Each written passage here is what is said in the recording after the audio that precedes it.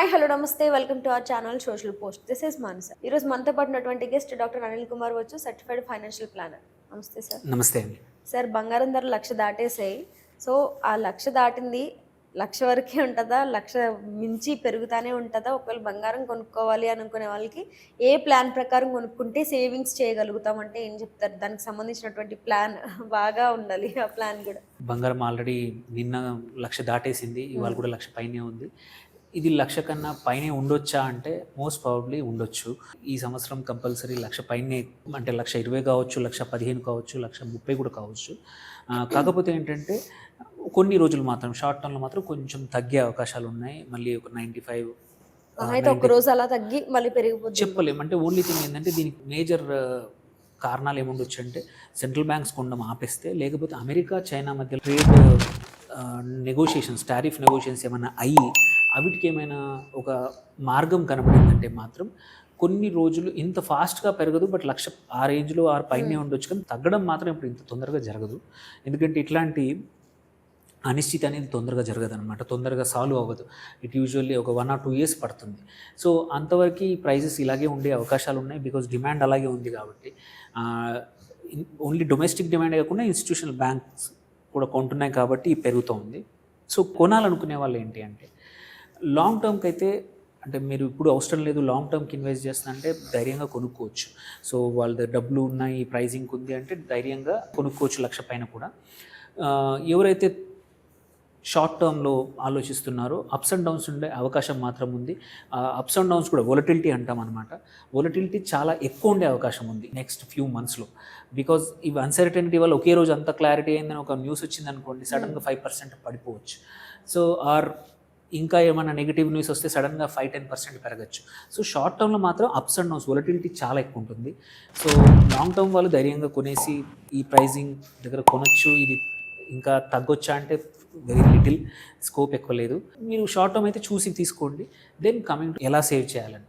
So ఇలాంటి పరిస్థితుల్లో జనరల్గా వొలటిలిటీగా ఉన్నప్పుడు ఏంటంటే ఒకేసారి కొనే కన్నా కూడా ప్రతి నెల, ఇప్పుడు మనకు ఈ సంవత్సరం ఒక 50 గ్రాములు కొందాం అనుకున్నాం అనుకోండి, దాన్ని ఒక 3-4 పర్చేసుల్లో తీసుకోండి. ఒకే రోజు కొనే బదులు సో ఎవ్రీ 15 డేస్కో ఎవ్రీ 1 మంత్కో అలా తీసుకుంటే ఏంటంటే సో యావరేజ్ అవుట్ అవుతుంది అనమాట. మీకు లెట్స్ మీకు ఒక 2 yearsలో బంగారం పెళ్ళికో లేకపోతే ఏదన్నా ఫంక్షన్ కోసం ఏదన్నా ఎవరికైనా గిఫ్ట్ ఇద్దాం అనుకుంటున్నారు, దానికి అవసరం ఉన్నప్పుడు ఒకేసారి కొనే కన్నా నెక్స్ట్ 6 monthsలో స్టాగర్డ్గా కొనుక్కోవడం ఒక మెథడ్. ఇంకెవరైతే లాంగ్ టర్మ్ ఆలోచిస్తున్నారో వాళ్ళు ఫిజికల్గా గోల్డ్ కొని మళ్ళీ లాకర్లో ఆల్రెడీ బంగారం ఎక్స్పెన్సివ్ ఉంది, దాన్ని తీసుకెళ్ళి లాకర్లో పెట్టుకొని ఇంట్లో పెట్టుకుంటే సెక్యూరిటీ ఇష్యూ. ఇలాంటప్పుడు ఇప్పుడు చాలా ఆప్షన్స్ వచ్చాయి. ఇంతకుముందు కన్నా కూడా మీకు గోల్డ్ ఇన్వెస్ట్ చేసుకోండి. డిజిటల్ గోల్డ్ ఉంది, మ్యూచువల్ ఫండ్స్ ఉన్నాయి, ఆర్ మన ఈటీఎఫ్స్ ఉన్నాయి. సో ఇన్ని రకాల మల్టిపుల్ ఆప్షన్స్ ఉన్నాయి. మీరు డిజిటల్ గోల్డ్ కూడా నెలకింత అని చేయొచ్చు, నెలకు 10,000, నెలకు 5,000 ఇన్వెస్ట్ చేసుకొని మనకి ఎప్పుడు కావాలంటే అప్పుడు డెలివరీ గోల్డ్ తీసుకోవచ్చు. సేమ్ వే మ్యూచువల్ ఫండ్స్లో అంతే, ఈటీఎఫ్స్ కూడా అంతే. ఈటీఎఫ్స్ కూడా నియర్లీ రియల్ టైం ఇవాళ దగ్గర మార్కెట్లో ఎలా ట్రేడ్ అవుతుందో ఈటీఎఫ్స్ కూడా దగ్గర అలాగే ట్రేడ్ అవుతాయి. సో మనకి ఏ రోజు కావాలంటే ఆ రోజు ఇవి అమ్మేసుకొని మార్కెట్లో గోల్డ్ కొనుక్కోవచ్చు అనమాట. దీంతో అడ్వాంటేజ్ ఏంటంటే ఫ్రాక్షనల్గా కూడా కొనుక్కోవచ్చు. ఒకేసారి మీరు పెద్ద అమౌంట్ అవసరం లేదు. మీరు 5,000 పెట్టి కొనొచ్చు, 10,000 పెట్టి కొనొచ్చు. డబ్బులు ఉన్నప్పుడల్లా కొంచెం ఈటీఎఫ్స్లో ఇన్వెస్ట్ చేయొచ్చు, ఆర్ గోల్డ్ మ్యూచువల్ ఫండ్లో కానీ డిజిటల్ గోల్డ్లో చేయొచ్చు. సో చేశాక ఏ రోజు కావాలంటే ఆ రోజు మొత్తం విత్డ్రా చేసుకోవచ్చు, ఆర్ కావాలంటే పార్ట్ విత్డ్రా చేసుకోవచ్చు. మనం ఏ రోజు కొంటున్నామో ఆ రోజు యొక్క రేటు లాక్ అవుతుంది అనమాట. సో మీరు గోల్డ్ ఈ వాల్యూ కూడా ఎలా పెరుగుతుంది అంటే, సపోజ్ ఈ సంవత్సరంలో 30% పెరిగింది అనుకోండి, మనం ఇవాళ 1,00,000 రూపాయలు పెట్టాము, ఇవాళ 1,30,000 డిసెంబర్లో అయింది అనుకుందాము. సో దీని వాల్యూ కూడా 1,30,000 అవుతుంది ఆ రోజు విత్డ్రా చేసుకొని అప్పుడే మార్కెట్లో గోల్డ్ కొనుక్కోవచ్చు అనమాట. దీంతో అడ్వాంటేజ్ సెక్యూరిటీ ఇష్యూ లేదు. మీరు ఫ్రాక్షనల్ ఎంత అంటే అంత కొనుక్కోవచ్చు. 5,000, 2,000, 3,000 ఎంతైనా పెట్టి కొనుక్కోవచ్చు. సెకండ్, ఎప్పుడంటే అప్పుడు విత్డ్రా చేసుకోవచ్చు. అండ్ ఫిజికల్గా హోల్డ్ చేయాల్సిన అవసరం లేదనమాట. అండ్ కాదు నాకు అవసరం లేదు అనుకుంటే దాన్ని ఇంకోవైపు ఇన్వెస్ట్మెంట్ వైపు మళ్ళించవచ్చు.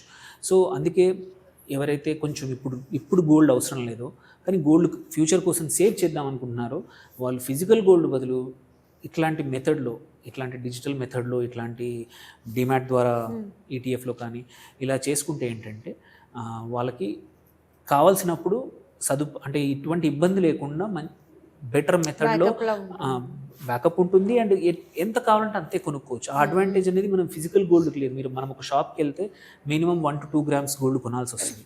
బట్ ఇక్కడ అలా ఏం లేదు, మనకి ఎంత అమౌంట్ ఉంటే అంత చేయొచ్చు అనమాట. చాలా ప్లాట్ఫామ్స్ వచ్చాయి.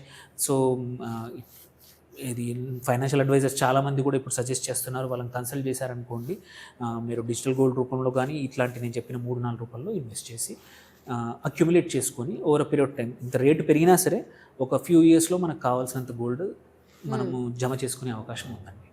యా సార్, గోల్డ్ సేవింగ్స్కి సంబంధించి చాలా చక్కటి ప్లాన్ షేర్ చేశారు మాతో. Thank you so much sir. Thank you.